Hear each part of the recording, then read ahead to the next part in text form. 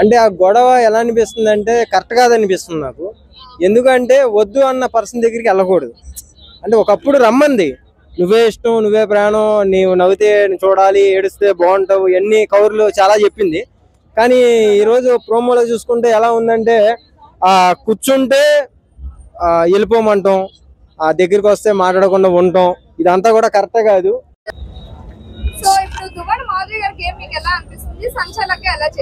ఇప్పుడు ఆమెది మెయిన్ గా గేమ్ అంటే కరెక్ట్ కాదు. అరుపులు, యుద్ధం, అవి ఎక్కడ ఉంటే అక్కడ అరుపులే, యుద్ధమే. సో అది కరెక్ట్ కాదు అనిపిస్తుంది నాకు. సో ఆమె తొందరగా బయటకు వచ్చేస్తే బాగుంది అనిపిస్తుంది నాకు వాస్తవంగా అయితే. అది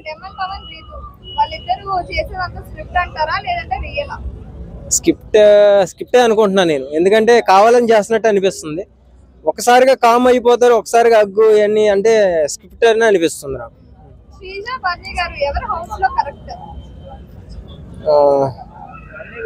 బర్నీ బర్నీ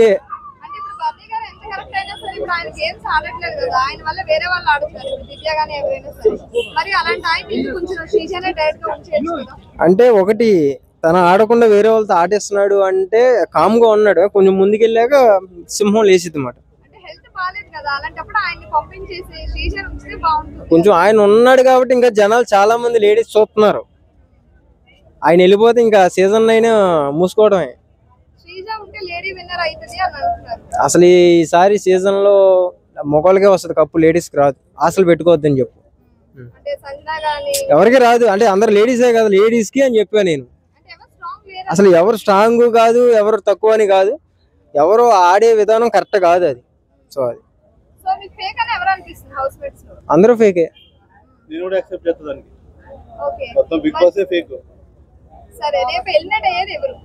రాతోడు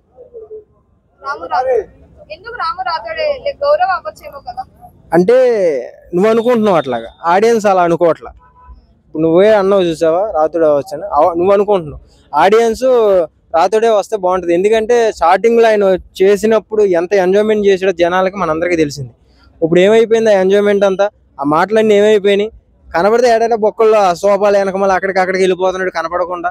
గేమ్ ఆడేది ఎవరు, కనపడేది ఎవరు, నాకేం అర్థం కావట్లేదు. సో ఆయనే బయటకు వస్తాడు.